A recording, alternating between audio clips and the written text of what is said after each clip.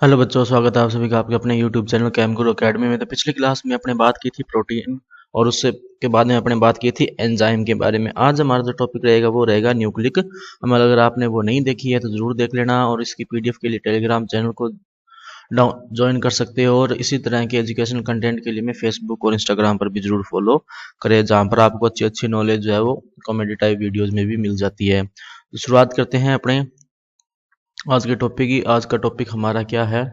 Nucleic अम्ल। Topic हमारा क्या रहेगा आज का? न्यूक्लिक अम्ल। अब क्या होते हैं न्यूक्लिक अम्ल, ध्यान देना। तो न्यूक्लिक अम्ल सबसे पहले तो ध्यान रखना कि होते क्या हैं हमारे, ये पॉलीन्यूक्लियोटाइड से बनते हैं। न्यूक्लिक अम्ल किससे बनते हैं? पॉलीन्यूक्लियोटाइड से। पॉलीन्यूक्लियोटाइड से क्या बनते हैं? न्यूक्लिक अम्ल। पॉलीन्यूक्लियोटाइड और जो न्यूक्लियोटाइड होते हैं पॉलीन्यूक्लियोटाइड, वो किससे बनते हैं? न्यूक्लियोटाइड से। न्यूक्लियोटाइड किससे बनते हैं? न्यूक्लियोसाइड किससे बनते हैं? न्यूक्लियोसाइड प्लस फास्फोरिक अम्ल H3PO4। और न्यूक्लियोसाइड किससे बनते हैं? शर्करा प्लस कार्बनिक क्षार। शर्करा प्लस कार्बनिक क्षार या नाइट्रोजनी क्षार।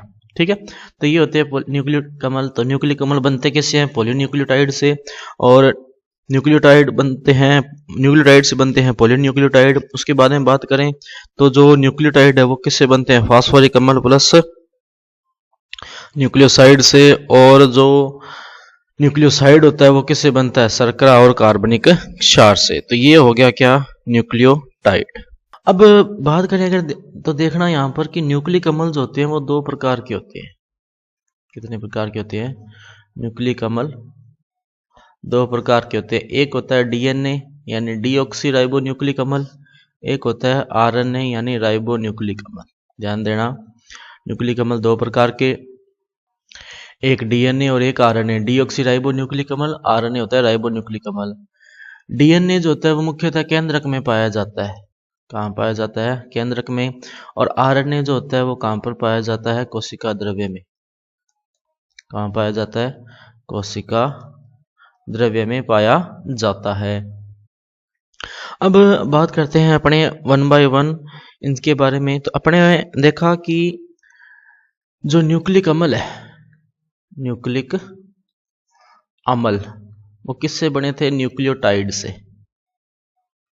किससे बने थे? न्यूक्लियोटाइड से। न्यूक्लियोटाइड किससे बने? न्यूक्लियोसाइड प्लस फास्फोरिक अम्ल यानी H3PO4। और न्यूक्लियोसाइड किससे बने? शर्करा प्लस कार्बनिक क्षार से। किससे बने? शर्करा और कार्बनिक क्षार से। तो सबसे पहले बात करें अगर शर्करा की, तो ध्यान रखना कि जो न्यूक्लिक अम्ल होते हैं उसमें दो प्रकार की शर्करा होती है। एक तो होती है राइबोस शर्करा। कौन सी होती है? राइबोस। और एक होती है डीऑक्सी राइबोस शर्करा। क्या होती है? डीऑक्सी राइबोस शर्करा। राइबोस शर्करा जो होती है वो किस में होती है? आरएनए में। और डीऑक्सी राइबोस शर्करा होती है किसके अंदर?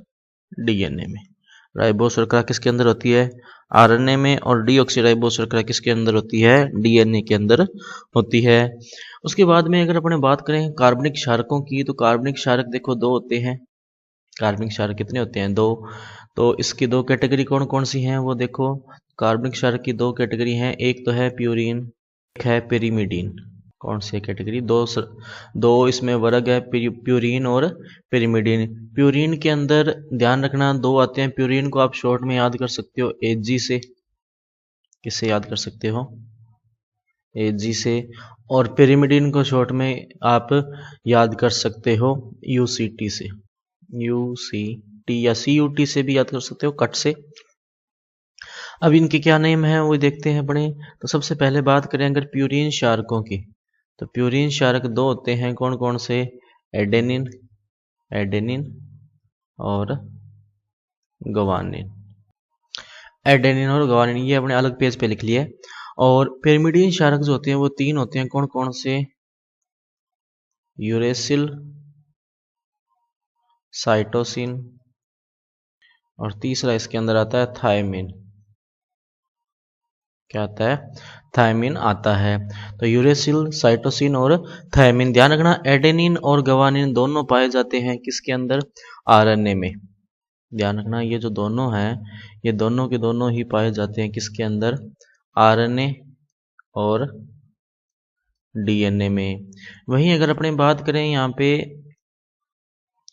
जो यूरेसिल और साइटोसिन है ये तो पाए जाते हैं आरएनए में, वहीं साइटोसिन और थायमिन है ये किस में पाए जाते हैं? डीएनए में पाए जाते हैं। ध्यान रखना साइटोसिन और यूरेसिल ये तो पाए जाते हैं किसमें? आरएनए में, और साइटोसिन और थायमिन पाए जाते हैं डीएनए में। तो कई बार क्वेश्चन आता है कि कौन सा पिरिमिडीन क्षारक दोनों आरएनए और डीएनए में पाया जाता है? तो साइटोसिन। कौन सा आरएनए में नहीं पाया जाता? तो आरएनए में थायमिन नहीं होता, डीएनए में यूरेसिल नहीं होता। ठीक है। और ध्यान रखना जो कार्बनिक क्षारक है उनको एक और नाम से जानते हैं, नाइट्रोजनिक क्षार। ठीक है, तो ये बात भी आप ध्यान रखना। उसके बाद में न्यूक्लियोटाइड दो होते हैं। न्यूक्लियोटाइड का एक एग्जांपल ध्यान रखो, राइबोस प्लस एडेनिन न्यूक्लियोटाइड का एक एग्जांपल आता है अपने। एडेन जो न्यूक्लियोटाइड होता है उसको पहली बात एक बात ध्यान रखना कि इसको 3 बड़े अक्षरों से दर्शाया जाता है, AMP। जो भी न्यूक्लियोटाइड होगा उसको 3 बड़े अक्षरों से दर्शाया जाता है, जैसे AMP हो गया या ATP हो गया या ADP हो गया। इस तरह से 3 बड़े अक्षरों से दर्शाया जाता है। जैसे न्यूक्लियोटाइड का एग्जाम्पल लिया मैंने AMP। AMP का पूरा नाम क्या है? Adenosine monophosphate. Adenosine monophosphate. ये क्या एक उदाहरण है किसका? न्यूक्लियोटाइड का। और ये बना हुआ किस किस से है ये भी ध्यान रखना। ये बना है एडेनोसिन प्लस फास्फोरिक अम्ल। एडेनोसिन किससे बना हुआ है ये अपने को भी पता लग जाएगा। इसी तरह जो न्यूक्लियोसाइड होते हैं, न्यूक्लियोसाइड का एक एग्जांपल दे रखा है राइबोस प्लस एडेनिन। न्यूक्लियोसाइड का एक एग्जांपल दिया हुआ है अपने पास। तो इसका एग्जांपल है अपने पास न्यूक्लियोसाइड का एडेनोसिन। एडेनोसिन बनता किससे? एडेनिन प्लस राइबोस से। और इसी तरह एडेनोसिन जो मोनोफास्फेट होता है वो किससे बना होता है? एडेनोसिन मोनोफास्फेट ये बना होता है एडेनोसिन प्लस फास्फोरिक अम्ल से। ठीक है, तो ये हो गए अपने एग्जाम्पल। अच्छा, इसके बाद में एक दो क्वेश्चन इसमें और आते हैं, जैसे कि अब ये बनता कैसे न्यूक्लिक अम्ल। अब अपने बात करते हैं न्यूक्लियोसाइड की। न्यूक्लियोसाइड, तो न्यूक्लियोसाइड किससे बनता है? शर्करा प्लस कार्बनिक क्षार से। शर्करा और कार्बनिक क्षार मिलकर क्या बनाते हैं? न्यूक्लियोसाइड। और इसका एक एग्जाम्पल ध्यान रखना एडेनोसिन। एग्जाम्पल क्या आएगा? एडेनोसिन। और एडेनोसिन बना किससे है? एडेनिन प्लस राइबोस से। एडेनिन प्लस राइबोस से। दूसरा इसके अंदर जो आता है वो आता है न्यूक्लियोटाइड। क्या आता है? न्यूक्लियोटाइड। न्यूक्लियोटाइड किससे बनता है? ध्यान रखना शर्करा प्लस कार्बनिक क्षार, कार्बनिक क्षार प्लस बनता है फास्फोरिक अम्ल से।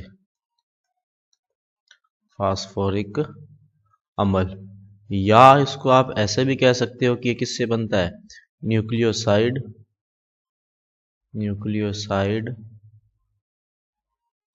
प्लस फास्फोरिक अम्ल यानी H3PO4 से। और एक बात इसको कि 3 बड़े अक्षरों से दर्शाते हैं, इसको 3 बड़े अक्षरों से दर्शाते हैं। और एक एग्जाम्पल इसका आता है एडेनोसिन मोनोफास्फेट। Adenosine monophosphate. और इसको दर्शाते हैं किससे? AMP से। किससे दर्शाते हैं? AMP से। नेक्स्ट इसके अंदर जो आते हैं वो आते हैं न्यूक्लिक अम्ल। क्या आता है? न्यूक्लिक अम्ल। तो न्यूक्लिक अम्ल बने किसके होते हैं? ध्यान रखना एक से ज्यादा न्यूक्लियोटाइड्स होते हैं वही जुड़कर क्या बनाते हैं? न्यूक्लिक अम्ल, यानी कि पॉली न्यूक्लियोटाइड को पॉली न्यूक्लियोटाइड पॉली न्यूक्लियोटाइड को न्यूक्लिक अम्ल कहा जाता है। न्यूक्लिक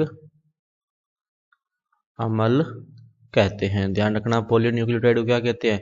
न्यूक्लिक अम्ल। और जो दो पॉलीन्यूक्लियोटाइड होते हैं, कितने? दो पॉलीन्यूक्लियोटाइड के बीच में जो बंध होता है, उस बंध का एक नेम होता है। क्या नाम होता है? ध्यान रखना, दो पॉलीन्यूक्लियोटाइड के मध्य बंध। तो बंध का जो नेम होता है वो स्पेसिफिक है। ध्यान देना, इसका जो नाम होता है वो होता है फास्फो डाई एस्टर बंध। ये नाम ध्यान रखना। न्यूक्लिक अम्लों में जो बंध पाया जाता है, या दो न्यूक्लियोटाइड इकाइयों के मध्य जो बंध पाया जाता है, वो कौन सा होता है? फास्फोडाइएस्टर बंध। तो इसका आपको ध्यान में रखना है, फास्फोडाइएस्टर बंध पाया जाता है। और इसी के साथ न्यूक्लिक अम्ल क्या होगी? संरचना कंप्लीट होगी। अच्छा, एक और बात आती है इसमें, एक परिभाषा आती है क्या, कि जिस क्रम में शर्करा, फास्फेट और कार्बनिक क्षार जुड़े होते हैं उसे न्यूक्लिक अम्ल की प्राथमिक संरचना कहते हैं। ध्यान देना कि इसमें परिभाषा ध्यान रखना कि जिस क्रम में शर्करा, फास्फोरिक अम्ल यानी H3PO4 व कार्बनिक क्षार जुड़े होते हैं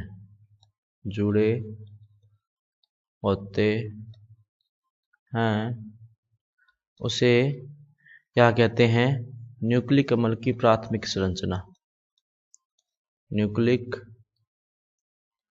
अम्ल की प्राथमिक संरचना कहते हैं। प्राथमिक संरचना कहते हैं। और अगर पूछा जाए न्यूक्लिक अम्ल की एकलक इकाई, न्यूक्लिक अम्ल की एकलक इकाई क्या होती है? तो ये भी ध्यान रखना कि जो न्यूक्लिक अम्ल होता है उसकी एकलक इकाई जो होती है वो होती है न्यूक्लियोटाइड। क्या होती है? न्यूक्लियोटाइड। न्यूक्लिक अम्ल की एकलक इकाई क्या होती है? न्यूक्लियोटाइड। ठीक है, तो इसी के साथ अपन कह सकते हैं कि न्यूक्लिक अम्ल हमारा जो टॉपिक है वो क्या हो गया? कंप्लीट हो गया। अब डिफरेंस दे रखी है तो अपने जो थ्योरी की है उससे बहुत आराम से डिफरेंस इसके हो जाएंगे। तो आज की क्लास भी अपनी इतना रखते हैं। अगर आपका इससे कोई डाउट या कोई सजेशन हो तो आप हमें कमेंट सेक्शन में बता सकते हैं। और अगर आपको इसकी PDF चाहिए तो हमारे टेलीग्राम चैनल से डाउनलोड कर सकते हैं। और इसी तरह के एजुकेशनल कंटेंट के लिए हमें फेसबुक और इंस्टाग्राम पर भी जरूर फॉलो करें। और ऐप और भी डाउनलोड जरूर करें, क्योंकि वहाँ पर आपको PDF और वीडियो दोनों एक साथ मिल जाएंगे। तो मिलते हैं अगली क्लास में, तब तक के लिए पढ़ते रहिए। नमस्ते।